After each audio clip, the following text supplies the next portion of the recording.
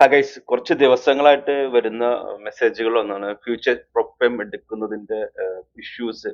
ഇപ്പൊ കുറച്ച് ദിവസങ്ങളായിട്ട് ട്രേഡ് വോട്ട് എന്ന് പറഞ്ഞൊരു പ്ലാറ്റ്ഫോം മിക്ക കമ്പനികളും ഫ്യൂച്ചേഴ്സിന്റെ പ്രൊഫൈംസ് ബാക്ക് എൻഡ് സപ്പോർട്ട് ചെയ്യുന്നത്, അല്ലെങ്കിൽ സോഫ്റ്റ്വെയർ സപ്പോർട്ട് ചെയ്യുന്നത്, അല്ലെങ്കിൽ ഡാറ്റ സപ്പോർട്ട് ചെയ്യുന്നത് ട്രേഡ് വോട്ട് എന്ന് പറയുന്ന ഈ ഒരു സോഫ്റ്റ്വെയർ വഴിയാണ്. നമുക്ക് ഇതിൽ നിന്നും കണക്ട് ചെയ്തിട്ട് നമുക്ക് ട്രേഡിംഗ് വ്യൂയിലേക്ക് ആക്സസ് എടുക്കാനുള്ള ഓപ്ഷൻസ് ഉണ്ട്. നിലവിൽ നമുക്ക് അവിടെ തന്നെ എടുത്ത് ട്രേഡിംഗ് വ്യൂവിന്റെ ജസ്റ്റ് ഒരു കുറച്ച് കാര്യങ്ങളൊക്കെ ആക്ടിവേറ്റ് ചെയ്ത് കഴിഞ്ഞാൽ ട്രേഡ് വോട്ടിലേക്കുള്ള കണക്ഷൻസ് ഈസി ആയിട്ട് കിട്ടും. പക്ഷെ കുറച്ച് ദിവസങ്ങളായിട്ട് നമുക്ക് ഡാറ്റ ഇഷ്യൂസ്, ഭയങ്കരമായിട്ടുള്ള ഇഷ്യൂസ് ആണ് ഈ ഫ്യൂച്ചേഴ്സിന്റെ പ്രൊഫൈംസിൽ നടന്നുകൊണ്ടിരിക്കുന്നത്.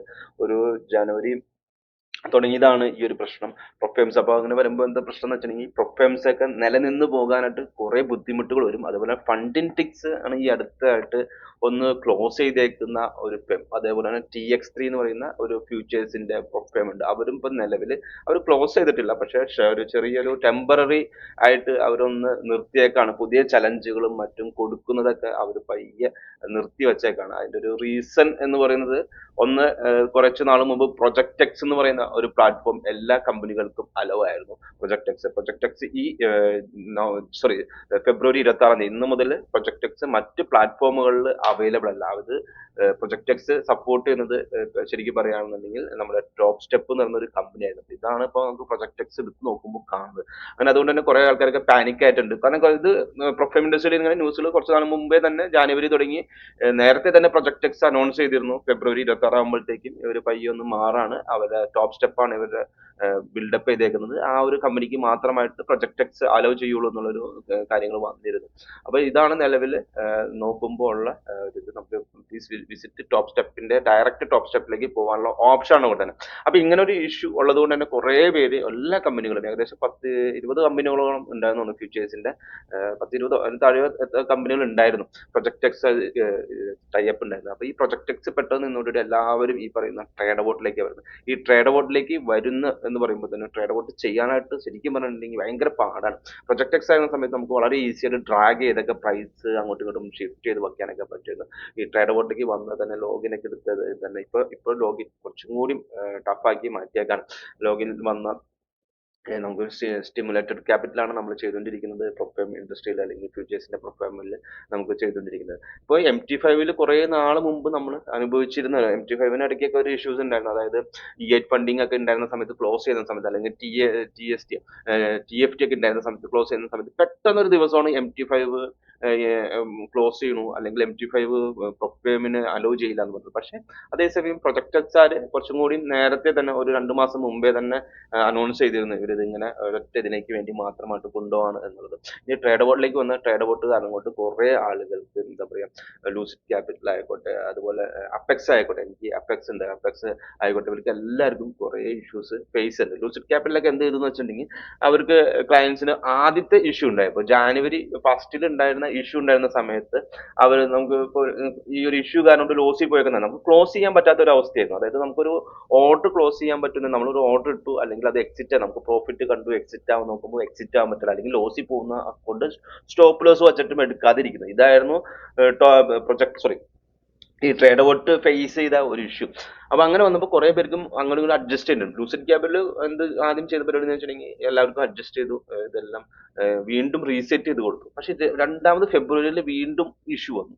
ഒരു 15-ാം തീയതി വീണ്ടും ഇഷ്യൂ വന്നപ്പോൾ അവരെന്താന്ന് പറഞ്ഞു, അവര് നമ്മൾ നിലവിലുള്ള പ്രോഫിറ്റ് ഉള്ളവർക്ക് എല്ലാവരും അതുപോലെ തന്നെയാണ് കാണിക്കുക, അല്ലാതെ വേറെ ഇഷ്യൂസ് ഒന്നും ഉണ്ടാകത്തില്ല.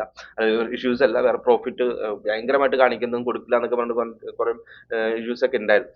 അവരത് രണ്ടാമത്തേൽ അത് വലിയ രീതിയിലൊന്നും സെറ്റിൽമെന്റ് ചെയ്തിട്ടില്ല. അങ്ങനെ വരുമ്പോൾ മിക്ക പ്രൊഫൈംസും, ഫ്യൂച്ചർ പ്രൊഫൈംസും നല്ല രീതിയിൽ ട്രേഡ് അബോട്ട് കാരണം കൊണ്ട് ഇഷ്യൂസിലാണ് പോയിക്കൊണ്ടിരിക്കുന്നത്. ഇപ്പൊ ഇന്നലെ ഉണ്ടായ ഒരു ഇഷ്യൂ എന്താണെന്ന് വെച്ചിട്ടുണ്ടെങ്കിൽ, ഇന്നലെ എന്ന് പറയുമ്പോൾ 23-ാം തീയതി, ഫെബ്രുവരി 23-ാം തീയതി എന്ത് ഉണ്ടായെന്ന് വെച്ചാൽ, CMEയുടെ നാച്ചുറൽ ഗ്യാസിന്റെ ഇത് ട്രേഡിംഗ് ഹോൾട്ട് ചെയ്യായിരുന്നു. ഒരു 11 ഇന്ത്യൻ സമയം ഒരു 12 മണി 11:55 ആയപ്പോഴാണ് ഈ ഒരു ഇഷ്യൂ നമ്മൾ കണ്ട് തുടങ്ങിയത് തന്നെ. ഇവിടെ നോക്കി കഴിഞ്ഞ് കഴിഞ്ഞപ്പോഴാണ് നമുക്ക് ഒന്നുകൂടി കുറച്ചും കൂടി കാര്യങ്ങൾ ക്ലിയർ ആയ ഒരു കാര്യം എന്താണെന്ന് വെച്ചിട്ടുണ്ടെങ്കിൽ, CME ഓർഡർ ഒരു നമുക്കൊരു ഡാറ്റകൾ കുറേ വ്യത്യാസമുള്ള ഡാറ്റകളായിരിക്കും നമുക്ക് കിട്ടുക. നമ്മളൊക്കെ വാങ്ങിക്കും ചിലപ്പോൾ $30 ഡാറ്റ വെച്ചിട്ടൊക്കെ ആയിരിക്കും ട്രേഡ് ചെയ്യണത്. ഞാനൊക്കെ ബുക്ക് മാപ്പ് ഉപയോഗിക്കുമ്പോൾ ചിലപ്പോൾ $15.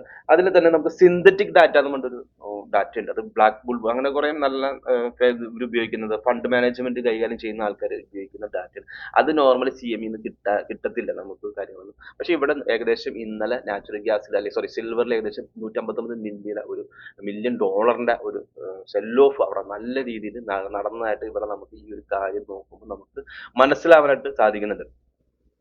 ഇവിടെ ഹോൾട്ടിംഗ് വന്നു. ഇത് നമ്മുടെ എന്താ പറയുക CFD ആണ് കേട്ടോ. CFDയിൽ CMEയിൽ ഹോൾട്ട് വന്ന ഈ ഒരു സമയമാണ് കണ്ടോ. ഈ ഒരു ഫ്ലക്ച്വേഷനും കാര്യങ്ങളൊന്നും ഇല്ലാതെ വന്ന ഒരു സമയമാണ് കാണിച്ചേക്കുന്നത്. ഇനി ഇവിടെ ഇത് ഒരു കണ്ടിന്യൂസ് ആയിട്ടുള്ള ഒരു പ്രശ്നമായിട്ട് വരാണ്. ഇവിടെ നോക്കുമ്പോൾ ഈ ഒരു ചാറ്റിൽ ഞാൻ നോക്കിയൊരു കാര്യം എന്ന് വെച്ചിട്ടുണ്ടെങ്കിൽ ഏകദേശം 5 വർഷം കുറച്ച് നാളുകളായിട്ട് ഇല്ലാതിരുന്ന ഒരു വിഷയമാണിത്. 2021 അങ്ങനെ ഒരു ഇഷ്യൂ ഉണ്ടായിട്ടില്ല, 2022 ഉണ്ടായിട്ടില്ല, 2023 ഉണ്ട്. പക്ഷെ 2024 ഉണ്ട്. 2025 ലാസ്റ്റോടുകൂടി നമുക്ക് ഈ ഗോൾഡ് ഒക്കെ നല്ല രീതിയിൽ മൂവ് ചെയ്യുന്ന ഒരു സമയം വരുന്നത് ഈ 2025 ഈ ഒരു സമയത്തൊക്കെയാണ്. ഏകദേശം 10-11 മണിക്കൂറോളമാണ് ഡാറ്റ സെന്റർ കൂളിംഗ് ഫെയിലിയർ എന്ന് പറഞ്ഞിട്ട് കണ്ടത്. അങ്ങനെ impact equity, index features, FX community അങ്ങനെ എല്ലാ ഇതിലും ഈ ഒരു ഇഷ്യൂ ഉണ്ടായി. ഇവിടെ വീണ്ടും നോക്കാം 2026 ഫെബ്രുവരി 25 നാച്ചുറൽ ഗ്യാസിൽ ഹാൾട്ട് എന്ന് പറഞ്ഞു. Technical issue on global ex intraday distribution not full day order cancel for the sessions. അപ്പൊ അങ്ങനെ ഒരു ഇഷ്യൂ നമുക്ക് ഫ്യൂച്ചേഴ്സ്. അപ്പൊ നമുക്ക് എല്ലാവരും ഒരു എക്സ്ചേഞ്ച്, ഞാനൊക്കെ എല്ലാ വീഡിയോ ചെയ്യുമ്പോഴും പറയാനുള്ള ഒരു കാര്യമാണ്, ഇതെല്ലാം ഒരു സെൻട്രലൈസ്ഡ് എക്സ്ചേഞ്ചിന്റെ കീഴിൽ ഉള്ളതായത് കൊണ്ട് തന്നെ നമുക്ക് ധൈര്യമായിട്ട് ചെയ്യാം. അങ്ങനെയുള്ള കാര്യങ്ങളെല്ലാം പറയുന്നുണ്ട്. പക്ഷെ നമുക്ക് ഇങ്ങനെ വായിച്ച് നമ്മൾ എല്ലാ കാര്യങ്ങളും പഠിക്കാനായിട്ട് ഒരു ശ്രമം നടത്തി വരുമ്പോൾ നമുക്ക് മനസ്സിലായ ഒരു കാര്യം എന്താണെന്ന് വെച്ചിട്ടുണ്ടെങ്കിൽ ഇപ്പൊ ഫ്യൂച്ചേഴ്സിന്റെ ഇപ്പൊ ഈ ഒരു ഹോൾട്ടിങ് നമുക്ക് എന്താ പറയാ മറ്റുള്ളവർക്ക് ചിലപ്പോൾ സമയത്ത് പൊസിഷൻസ് ഉണ്ടെന്നുണ്ടെങ്കിൽ ഇവര് നമുക്ക് അഡ്ജസ്റ്റ്മെന്റ് നടത്താൻ ഫേംസ് തയ്യാറാണ്. അങ്ങനെ ഫേംസ് അഡ്ജസ്റ്റ്മെന്റ് നടത്തുമ്പോൾ എന്താ സംഭവിക്കുക, ഫേംസിന് നല്ല രീതിയിലുള്ള ലോസുകൾ വരാനുള്ള സാധ്യതയുണ്ട്. ചിലർക്കൊക്കെ വലിയ മൂവ്മെന്റ് ഒക്കെ ആണെന്നുണ്ടെങ്കിൽ ആ പ്രോഫിറ്റ് കൊടുക്കേണ്ടതായിട്ട് വരും. അങ്ങനെയുള്ള ഇതിലേക്ക് വരുമ്പോൾ ഫേംസ് പൂട്ടിപ്പോകാനുള്ള സാധ്യതയുണ്ട്. അപ്പൊ അതുകൊണ്ട് തന്നെ നിങ്ങൾ ഫ്യൂച്ചേഴ്സിന്റെ ഫേം സെലക്ട് ചെയ്യുമ്പോൾ ഇപ്പൊ അപ്പെക്സ് എല്ലാവർക്കും പേ ഔട്ട് കാര്യങ്ങളെല്ലാം കൊടുക്കുന്നുണ്ട്. ഒരു 16 USD ഒക്കെ 100K USD വരെ ഉള്ളതൊക്കെ അവർ കൊടുക്കുന്നു. അതിനുശേഷം പുതിയ ഇവാലുവേഷൻ എടുക്കാൻ സമ്മതിക്കുന്നില്ല. അപ്പൊ എന്നെ സംബന്ധിച്ചാണെങ്കിൽ കഴിഞ്ഞ അപ്പെക്സിന്റെ ഒരു അക്കൗണ്ടിൽ എനിക്കുണ്ടായ ഒരു ഇഷ്യൂ എന്ന് പറയുന്നത് നമ്മുടെ അക്കൗണ്ടിൽ ഡിസംബറിൽ നടന്ന ഒരു ഇഷ്യൂ അവര് എനിക്ക് പേ ഔട്ടിന്റെ ഡേറ്റും കാര്യങ്ങളെല്ലാം ആയി കഴിഞ്ഞ് കഴിഞ്ഞപ്പോൾ അവർ അഡ്ജസ്റ്റ് ചെയ്തു എന്ന് പറഞ്ഞിട്ട് നമുക്ക് വന്നേക്കാം. ഡിസംബറിൽ നടന്നത് ഫെബ്രുവരിയിൽ അഡ്ജസ്റ്റ് MAE റൂൾ ഞാൻ വയലേറ്റ് ചെയ്തു എന്ന് പറഞ്ഞിട്ട് അക്കൗണ്ട് ഇപ്പൊ അതൊരു കണ്ടിന്യൂസ് അവരായിട്ട് ചെയ്തുകൊണ്ടിരിക്കുന്നുണ്ട്. അവർ 3-4 ദിവസമായിട്ട് പെൻഡിങ് അവരെല്ലാ ഇതും ഇവാലുവേഷനും കുറെ കാര്യങ്ങളൊക്കെ അവർ ബാക്ക് ഓഫീസും ബാക്ക് എൻഡ് ഒക്കെ നല്ല രീതിയിൽ മാറ്റങ്ങളൊക്കെ വരുത്തിക്കൊണ്ടിരിക്കും. അപ്പൊ ഞാൻ പറഞ്ഞെന്ന് വേറൊന്നുമല്ല, നിങ്ങൾ പുതിയ പെർഫോമൻസും കാര്യങ്ങളും ഫ്യൂച്ചേഴ്സിന്റെ എടുക്കുമ്പോൾ കുറച്ച് ശ്രദ്ധിച്ചെടുക്കാനായിട്ട് ഒരു ശ്രമം നടത്താം. ഇപ്പൊ നല്ല വൊളാറ്റിലിറ്റി ഒക്കെ നടക്കുന്ന ഒരു സമയമാണ്. അതുകൊണ്ട് തന്നെ നമ്മൾ നല്ല ഫേംസും കാര്യങ്ങളൊക്കെ ഇപ്പൊ പോകാനായിട്ടുള്ള ഒരു ശ്രമം നടത്തുന്നതായിരിക്കും കുറച്ചുകൂടി ബെറ്റർ. ഇപ്പോഴത്തെ സിറ്റുവേഷനിൽ നല്ലൊരു ഫേം എന്ന് പറഞ്ഞാൽ ടോപ്പ് സ്റ്റെപ്പും കുറെ മാറ്റങ്ങൾ ഏറ്റവും ടോപ്പ് ആയിട്ട് നിൽക്കുന്ന ഒരു കമ്പനിയാണ്. ടോപ്പ് സ്റ്റെപ്പും കുറെ മാറ്റങ്ങൾ വന്നു. ലൂസിഡ് ക്യാപിറ്റലാണ് ഇപ്പൊ കുറച്ചും കൂടി ബെറ്റർ ആയിട്ട് ഇങ്ങനെ കണ്ടുകൊണ്ടിരിക്കുന്നത്. ഫണ്ടിറ്റിക്സ് ആണെങ്കിൽ ക്ലോസ് ചെയ്ത് പോയി. അങ്ങനെ കുറച്ച് എല്ലാ ഫേംസും ഫേം ഇൻഡസ്ട്രി തന്നെ 2026 തുടക്കം തന്നെ നല്ല ഒരു സ്ട്രഗ്ലിംഗ് സ്റ്റേജിലൂടെയാണ് പോയിക്കൊണ്ടിരിക്കുന്നത്. അപ്പൊ നിങ്ങളൊരു കാര്യം ചെയ്യേണ്ടതെന്ന് വെച്ചിട്ടുണ്ടെങ്കിൽ നിങ്ങളൊരു കോപ്പി ട്രേഡ് പരിപാടികളിലേക്കൊക്കെ മാറേണ്ടത് അനിവാര്യമാണ്. നിങ്ങളൊരു ലൂസിഡ് അക്കൗണ്ട് എടുക്കുക, അതേപോലെ ട്രേഡിഫൈ അങ്ങനെയുള്ള 1-2 കമ്പനികൾ ചൂസ് ചെയ്തിട്ട് 3-4 കോപ്പി ട്രേഡ് അക്കൗണ്ട് ഒക്കെ എടുത്തിട്ട് കോപ്പി. അപ്പൊ അങ്ങനെ ഏതെങ്കിലും ഒരു ഫേമിന് ഒരു പ്രശ്നം വന്നു കഴിഞ്ഞാൽ മറ്റൊരു ഫേമിൽ പേ ഔട്ട് കിട്ടാനുള്ള സാധ്യത ഉണ്ടാവും. ഇതെല്ലാം കൂടി നമ്മൾ ഒരു ബാസ്ക്കറ്റിലേക്ക് കൊണ്ടുവരുമ്പോഴാണ് നമുക്ക് ഇപ്പോൾ എന്നെ സംബന്ധിച്ചാണെങ്കിൽ അപ്പെക്സ് മാത്രം അക്കൗണ്ടുകൾ ഉണ്ടായിരുന്നുള്ളൂ. അപ്പൊ അപ്പെക്സിന്റെ ഇത് നിന്ന് ഒരു കുറച്ച് ദിവസം മുമ്പ് ഫണ്ടിങ് ടിക്സ് ആയിരുന്നു. അപ്പൊ ഇങ്ങനെയൊക്കെ ഒരു ഇഷ്യൂസ് നമ്മൾ ഇങ്ങനെ ഫേസ് ചെയ്തുകൊണ്ടിരിക്കുന്നത്. അപ്പൊ ബെറ്റർ ഐഡിയ എന്ന് പറയുന്നത് 2-3 ഇവാലുവേഷൻ എടുക്കുക. ഇവാലുവേഷൻ എടുക്കുമ്പോൾ ഏറ്റവും ബെറ്റർ ഇവാലുവേഷൻ എന്ന് പറയുന്നത് 50K തന്നെയാണ്. 50K തന്നെ ചൂസ് ചെയ്യുക. ഒരു 3-4 കമ്പനികൾ ചൂസ് ചെയ്തിട്ട് കോപ്പി ട്രേഡ് ചെയ്യുക. അതായിരിക്കും ഏറ്റവും ഇപ്പോഴത്തെ ഒരു കണ്ടീഷനിൽ വിൽക്കാൻ സാധ്യത.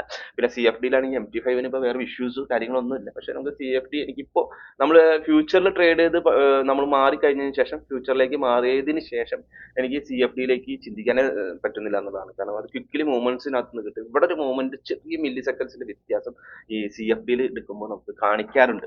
അപ്പൊ അതുകൊണ്ട് ഫ്യൂച്ചേഴ്സ് ആണ് നമുക്ക് ഇൻട്രസ്റ്റ് ആയിട്ട് വന്നത്. പക്ഷെ ഇങ്ങനെ ഒരു സിറ്റുവേഷൻ വരുമ്പോൾ നമുക്ക് വീണ്ടും ഒരു പാനിക്കിലേക്ക് വരുന്നുണ്ട്. എന്തായാലും നിങ്ങൾ ഒരു 3-4 അക്കൗണ്ട് ഒക്കെ എടുത്തിട്ട് ട്രൈ ചെയ്ത കുറെ പേര് ചോദിക്കുന്നുണ്ട്. ഏതൊക്കെ പ്രൊഫൈമാണ് നിന്ന് പോകാൻ സാധ്യതയുള്ളത്, അങ്ങനെയുള്ള കുറെ കാര്യങ്ങളൊക്കെ ചോദിക്കുന്നുണ്ട്. ഇപ്പൊ CMEയുടെ ഇഷ്യൂ വലിയൊരു ഇഷ്യൂ തന്നെയാണ്. അത് പ്രൊഫൈംസ് ഏതെല്ലാം രീതിയിലാണ് ഡീൽ ചെയ്തേക്കുന്നത് എന്നുള്ളത് അടുത്ത ദിവസങ്ങളിലാണ് അതിനെക്കുറിച്ച് കൂടുതൽ ഡീറ്റെയിൽ ആയിട്ട് അറിയാൻ പറ്റുള്ളൂ. വീണ്ടും കാണാം.